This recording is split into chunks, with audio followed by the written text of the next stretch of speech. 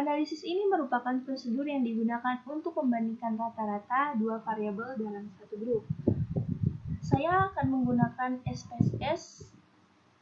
Nah, baik, kita buka, kita lakukan variabel pretest dengan desimal 2 dan juga posttest dengan desimal yang sama dan yang lainnya pun sama, tidak saya kotak-atik. Lalu kita masuk ke data view. Nah, di sini kita masukkan semua data yang ada pada soal. Selanjutnya saya akan melakukan analyze dengan mengetik menu analyze di sini, lalu comparator mix, lalu masukkan dua data yang tadi masukkan ke variables pertama, lalu selanjutnya untuk mencari perbandingan dari hasil data yang tadi kita masukkan. Selanjutnya oke, lalu kita tunggu perbandingan antara min, posttest, dan juga pretest bisa dicek. N ini merupakan jumlah nilai atau jumlah data yang kita masukkan. Lalu dengan standard deviation-nya, kemudian keterkaitan antara pretest dengan correlation 0,356 menunjukkan bahwasannya tidak ada keterkaitan atau kurangnya keterkaitan antara data tersebut. Lalu variance sample test. Nah, di sini kita juga bisa mengetahui sig-to-taught karena HO diterima apabila melebihi 0,05 atau setara dengan 95%. Dan menurut teman-teman di sini bagaimana? Diterima apa ditolak HO-nya? Ternyata di sini diterima karena HO sig-to-taught-nya menunjukkan bahwa 0,013 lebih besar daripada 0,05. Jadi begitu teman-teman. Oke teman-teman, selanjutnya saya akan menghitung analisis of variance atau ANOVA, di mana dari pembahasan ini merupakan inferensi dan populasi, yaitu pengujian lebih dari 2 min. Karena kita mendapatkan kasus menghitung tingkat stres dari tahun ke tahun mahasiswa, kita langsung variabel view untuk mempercepatnya ya. Ini kita isi tadi tahun pertama atau variabel tahun, kemudian tingkat stres, variabel tingkat stres dengan desimal 0, desimal. Nah, lalu masukkan tahun pertama, kedua, dan ketiga. Kemudian kita analyze comparator ANOVA, klik. Lalu dependent, kita cari variabel yang memiliki keterkaitan atau dia itu terkaitan dengan tahun. Lalu vector, post host, klik ini, kita centang untuk memudahkan pengujian berikutnya. Lalu option, deskripsi, homogeneity, continue, lalu oke. Kita bisa ketahui dari deskriptif karena tadi kita mencentang deskriptif bertambah, menetap, bertambah dan mengurangi. Lalu, nah penentuannya di sini, apakah ada keterkaitan variabelnya atau tidak?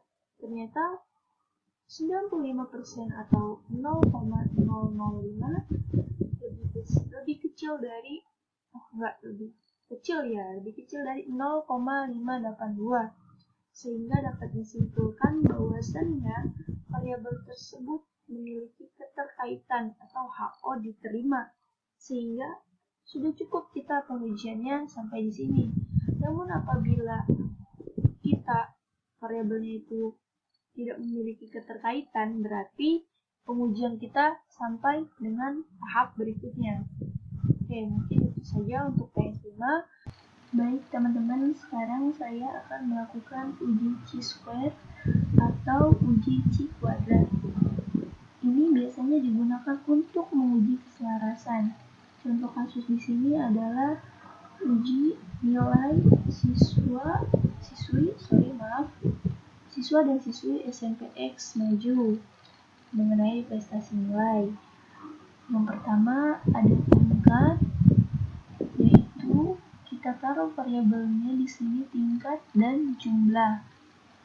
Di data view-nya tingkat yang mana ditunjukkan SMP kelas 7, 8, dan 9, lalu jumlahnya ini adalah nilai yang mereka dapatkan. Terus langkah berikutnya apa?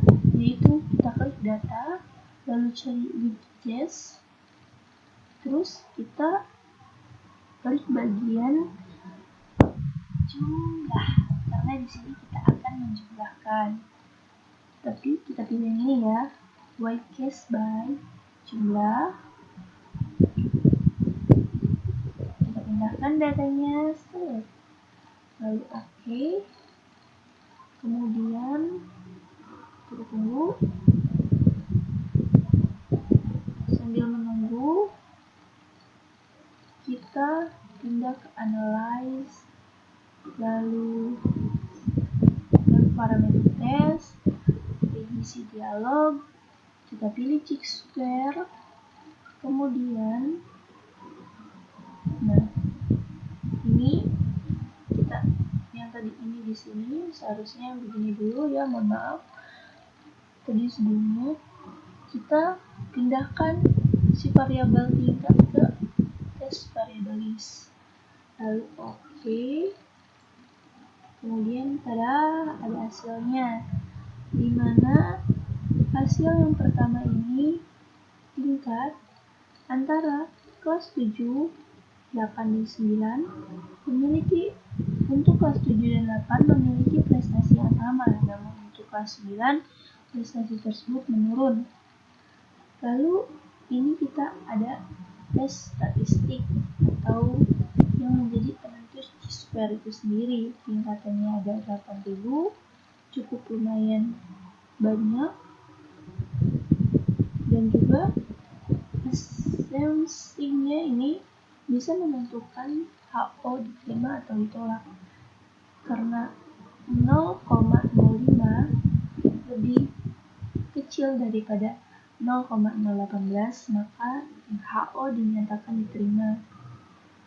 Lalu kesimpulan dari sini, karena nampak bahwasannya 0,018 itu lebih besar daripada 0,05, maka HO berada di daerah yang tidak kritis atau daerah diterima, sehingga dapat disimpulkan bahwa tidak dapat perbedaan yang jauh atau yang signifikan antara kelas 7, 8, dan 9. Nah, itu untuk Chi-square. Lalu untuk uji Mann-Whitney seperti apa teman-teman? Selanjutnya adalah uji Mann-Whitney. Uji ini umumnya digunakan untuk membandingkan parameter lokasi dari kedua sampel. Contoh di sini adalah dari beberapa penelitian, ada yang meneliti tentang sampel A terhadap nilai tes siswa dan sampel B juga terhadap nilai tes siswa. Metode pertama kita kasih nama variabel pertama adalah metode, yang kedua adalah nilai, di mana di metode kita isi value-nya menggunakan 1 itu sama dengan A, 2 sama dengan B. Jadi biasanya di data view-nya akan otomatis sendiri kalau misalkan itu. Nah, ini sudah saya isi untuk mempercepat proses kita dalam konfigurasi, dalam analisis, dalam tahapan-tahapannya dan juga penjelasannya. Lalu langsung aja kita analyze, terus parametric ya, lalu latest dialog, kita pilih apa tadi, independent sample, klik oke. Terus selanjutnya kita cari nilai ke test variable list, karena nilai metodenya.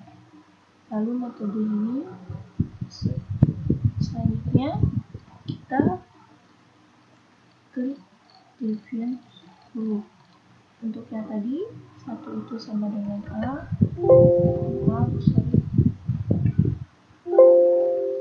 1 itu sama dengan 1 dan berikutnya ya 2 tadi.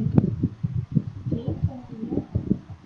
Lalu setelah itu klik oke, karena di sininya cukup.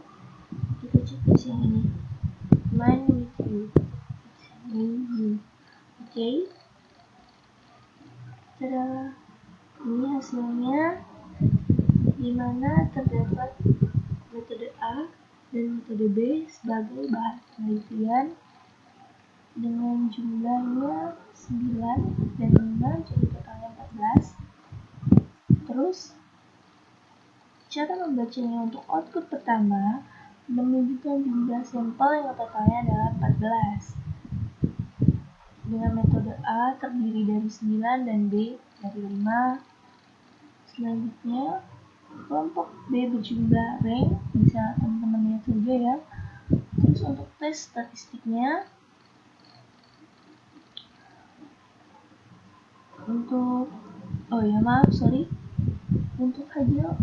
hasil uji main with you, 2 sisi berikut uji tesisnya tidak ada. Kita langsung saja ke tes statistik.